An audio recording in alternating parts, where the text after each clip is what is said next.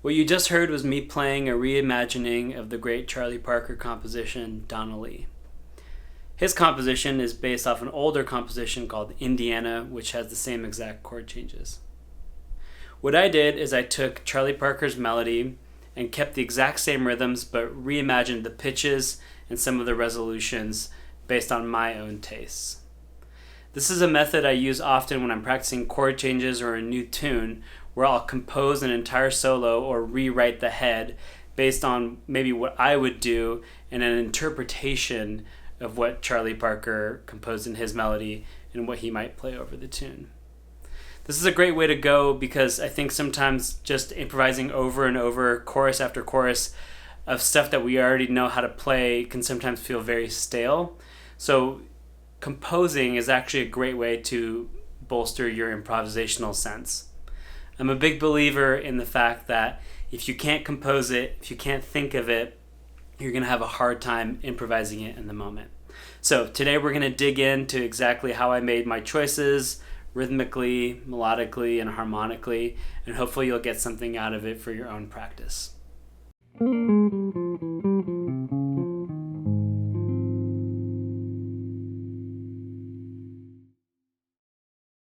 What does it mean to use the melody?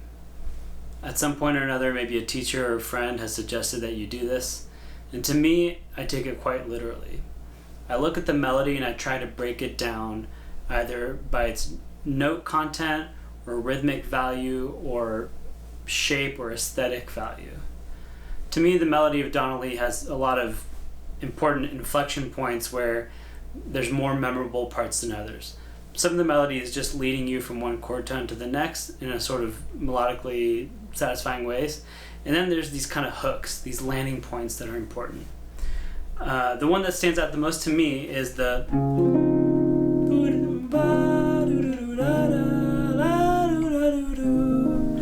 that ninth there is so beautiful.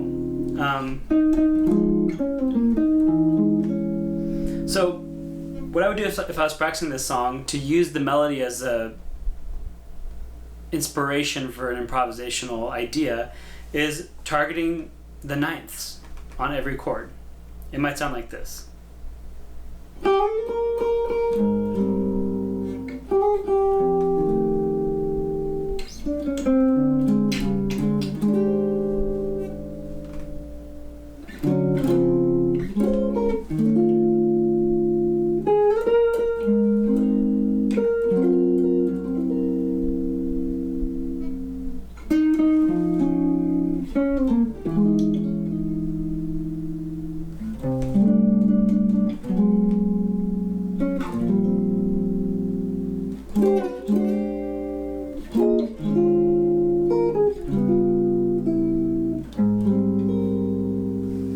So there, I was focusing on the ninth of every chord, and it took me to some places my hands had never been, which is the whole goal, right? When you're in the practice room, you don't want to just be doing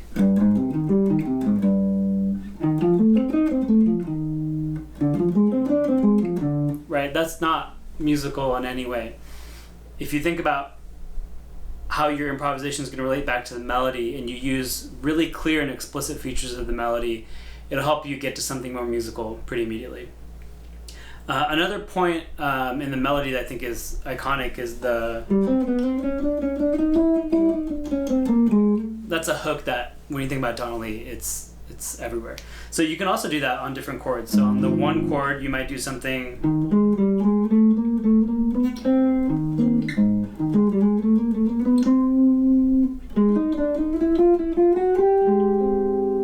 That might sound nice actually going to the when the one chord goes to dominant.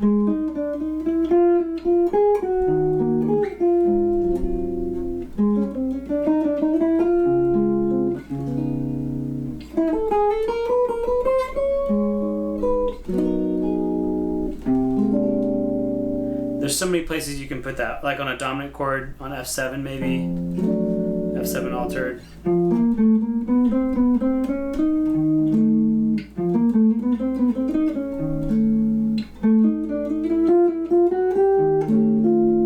See what I'm doing? I'm just taking this, which is going up by a fourth, and then working your way up this chromatic shape. I'm just transposing that to other parts of the guitar and other parts of the song to really see how many variations, how much mileage I can get out of one of these melodic fragments. So we're going to explore more of like what using the melody really means in chapter 2.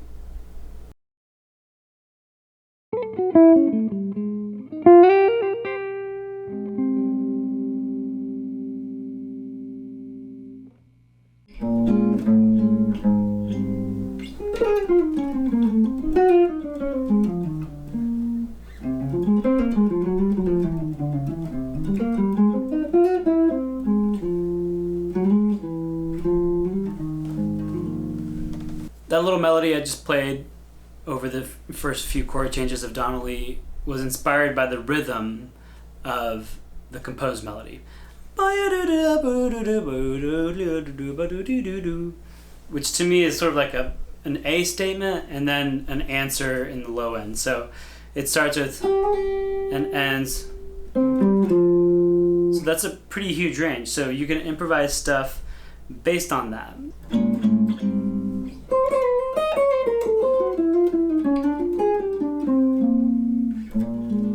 So that has a similar contour to it that you can use on so many of the other chord changes and at different parts of the song. So take a rhythm and take the phrasing of it, especially like the energy of it, and transpose it to different parts of the song. And that'll really help you break new ground and find some new vocabulary.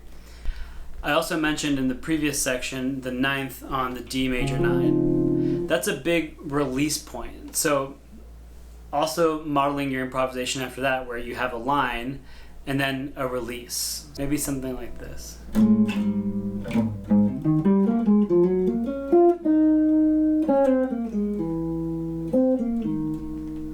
You know, something kind of sweet like that, that acknowledges that the melody works that way too. And then people will react to that and connect with it because they know that you're connected with the song and not just with the names of the chords, right? What makes this chord progression the same chord progression that happens in so many other songs? What makes it Donna Lee? Well, it's the melodies that you play over it. And it's the rhythms and the phrasing that you emulate. So look at the dynamics, mimic the dynamics. That's sort of like an exclamation followed by a sort of like gentle answer, right? So you can kind of come out guns blazing and then, you know, retreat a little bit.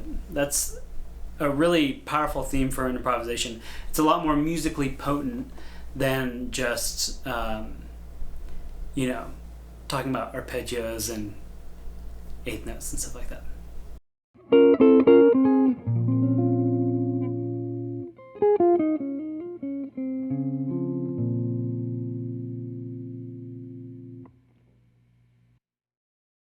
I saved notes and resolutions for last because as guitar players we talk about notes probably too much. But there's some really beautiful notes in this melody, and I think it's worth talking about exactly where these melodies land and where they resolve and don't resolve. So first off, if we're just looking at these basic melodies, this thing that happens on B flat 7 is really beautiful. So that's landing on the 13 and the 5. Notice that there's a third in this chord. It starts with this arpeggio motion. But unlike a lot of pedagogy which teaches you to start and end on thirds and sevenths, which sounds really hokey. You won't find a lot of that in these melodies because they're too good for that.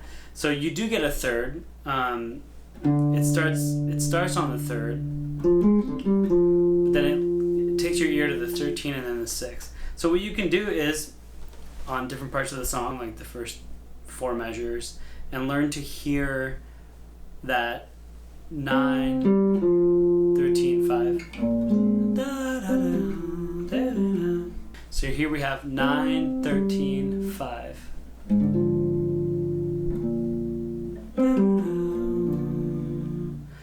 Over the minor version of that. 9, 13, 5.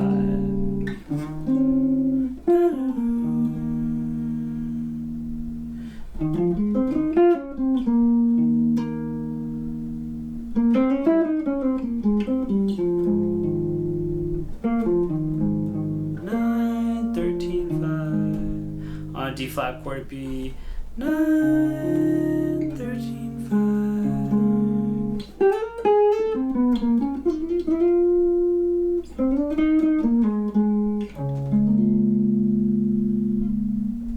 9, 13, 5.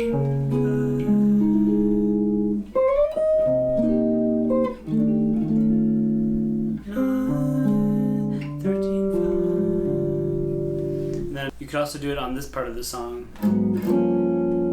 9, 13, 5, 9, 13, 5. So I'm getting to some really cool things that I haven't played before because I'm just taking this formula that I got from the song by just analyzing what the notes are that are landing. Now, for the resolutions, I think there's some really interesting things that happen in the original melody. Right before, at the end of the first day,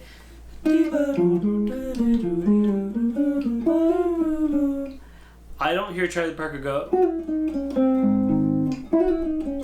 It's just this kind of. Then he goes back into the next A. And I think that's a really good reminder to not resolve everything we play. So if we have a cadence like B flat minor, E flat 7, major, A flat major, we can play something like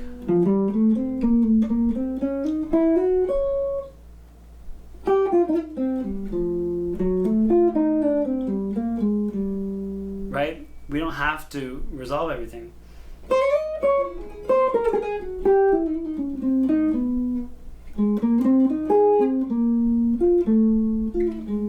Right, that stuff just sounds good because otherwise if you're resolving everything, you're kind of spoon feeding the audience and no one likes that, right? It's just so much better to leave these things unresolved unless you really need to. And if you analyze the melody, the composed melody, you'll find moments where things are resolved really gracefully and sometimes when they're not. And I think that's a really important point to remember when you're practicing voice leading is obviously we want smooth voice leading that can just weave in and out. But then when it comes time to play, you need to actually interrupt those so that it doesn't feel like you're doing an exercise.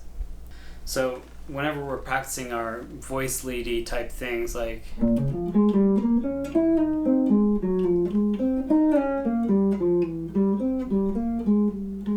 stuff like that, it can sound good for sure, but interrupting it sounds really good too.